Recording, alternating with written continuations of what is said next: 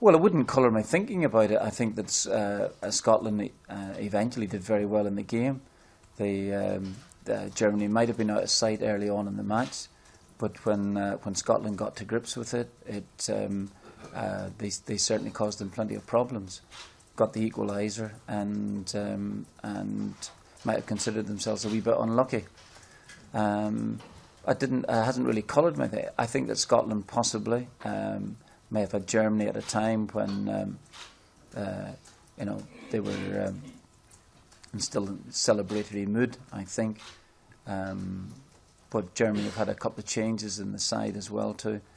Overall, it's not going to change the approach. I think one thing is that there's little point there in sitting in trying to defend all day against them. I think that when the time comes, I think we want to be really positive in the game, just as positive as Scotland were, particularly in the second half. And that would be a continuation. One of the things that I think it was Roy mentioned in the build-up to the Georgia game was that the players shouldn't have fear about going somewhere like that.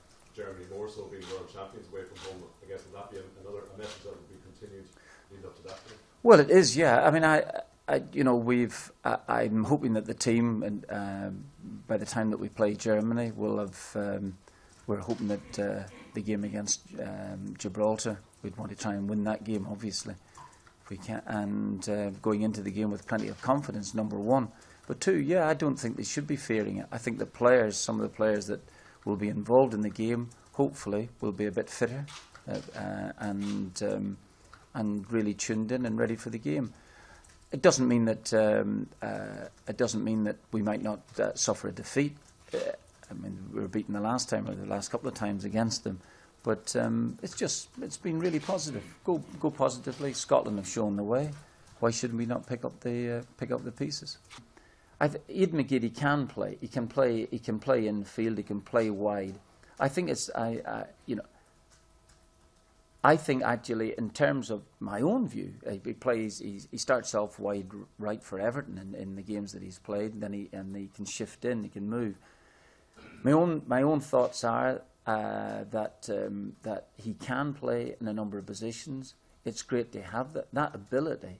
Sometimes you think if he's not getting a kick at the ball out wide, that ability might be wasted.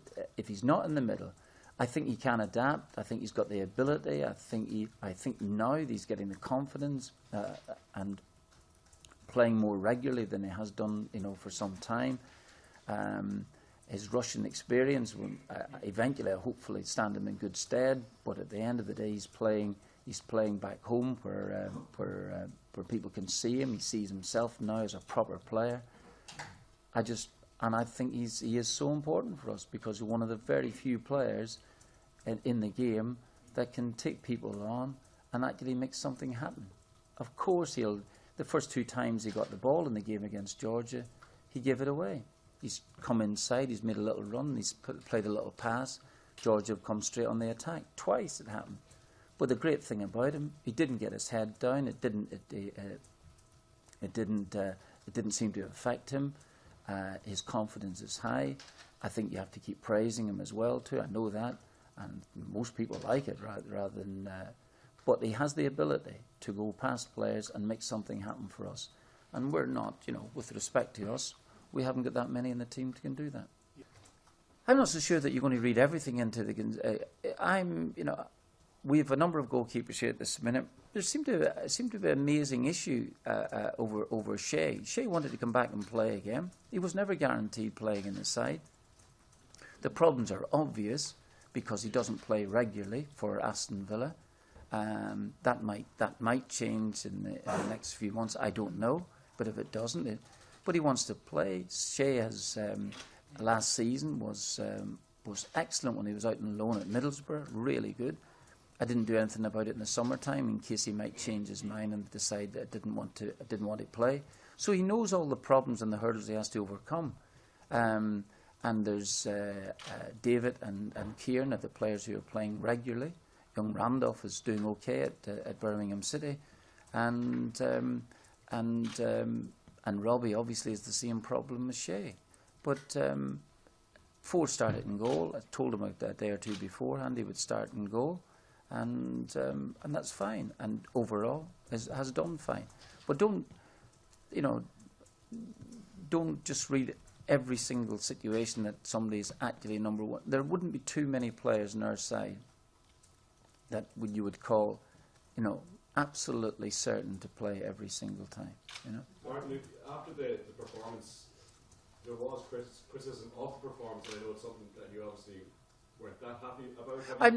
Listen, I'm really not that. But honestly, the winning of the games is the most important thing. Getting off to the start, performances can improve, which I said at the time, and I think that we can. And we'll try and start with a better performance against Gibraltar. Obviously, trying to win the game is very important, really important. But it's not. It's not going to change my focus in the team. Criticism is part of life. I'm wondering, is it a conscious thing though? I mean, earlier in the week, Roy had been pointed out what he perceives as being negative. I didn't know anything about that, until somebody pointed it out to me afterwards. I'm not. Roy says what he wants to say, but we don't have a conference beforehand and say, well, you say this and you say that. What's the point? Was it a conscious thing to be on the front foot on that front, so that it wouldn't affect players' confidence if there was a sense of criticism around the team? But criticism. Honestly, everybody gets it. You just accept it as part of the game. My point is this year that we've actually won the match. That eventually, because of the opening game of the thing, becomes the most important issue. Winning the football match is the most important thing. You have to win the games, and performances will improve and can improve. I think very obviously can improve, and hopefully will do. And players' confidence, is that something you're conscious of? Confidence it's absolutely confidence. You get confidence from winning games. Aidan McGeady got confidence from the goals he scored in the match and actually the final result. And that's that, and he's picked up great confidence from that, and so have the players as well. Just talking to them in the dressing room, the same. It's essentially the same group of lads who have had a bit of disappointment over the last couple of years. Way back from the Euros right through to the campaign, where they thought maybe one or two results maybe could have gone in their favour. Talking about the late goal for Austria in the last competition, things like this here. But at the end of it all, the winning of the games does give the team, as a group, confidence to take on to the next game. Well, it's 2020, isn't it? And this is 2014 for me. So, there might. I can understand the likes of Jeff Hendrick thinking, yeah, that'd be really good, really good. He's young enough, he's good enough, he's getting stronger. Yeah, that might be something for him. If I was 22 and Jeff Hendrick, I'd be looking forward to 2020.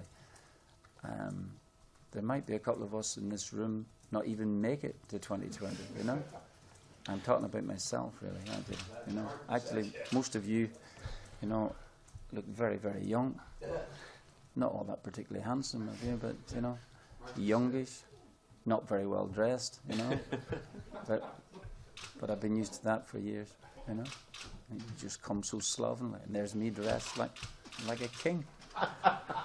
I want to reverse the role the next time round. I want to sit with you, some of you wear a suit, and me wear a pair of torn jeans and dirty old trousers, pair of scruff shoes like John Robertson used to wear, like vomit was on them. But anyway, no problem.